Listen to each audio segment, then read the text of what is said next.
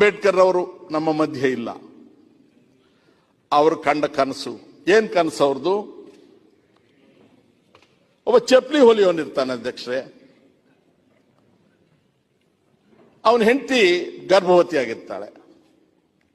ಅವಳ ಗಂಡ ಒಂದು ಮರದ ಕೆಳಗೆ ತಾಲೂಕು ಆಫೀಸ್ ಹತ್ರ ಕೂತ್ಕೊಂಡು ಚಪ್ಪಲಿ ಹೊಲಿತಿರ್ತಾನೆ.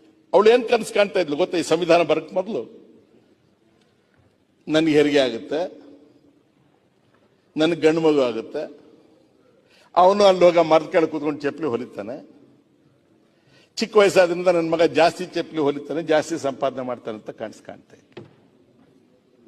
ಇವತ್ತು ಈ ಸಂವಿಧಾನ ಬಂದ ಮೇಲೆ ಅವಳು ಕನಸು ಕಾಣ್ತಾ ಇದ್ದಾಳೆ, ನನ್ನ ಮಗ IAS ಮಾಡ್ತಾನೆ, ನನ್ನ ಮಗ ಹೈಕೋರ್ಟ್ ಜಡ್ಜ್ ಆಗ್ತಾನೆ, ನನ್ನ ಮಗ ವಿಜ್ಞಾನಿ ಆಗ್ತಾನೆ ಅಂತಕ್ಕಂಥ ಕನಸನ್ನ ಕಾಣುತ್ತೆ. ಅದೇ ಈ ಸಂವಿಧಾನ ತಂದಿರ್ತಕ್ಕಂಥ ಮಾತು.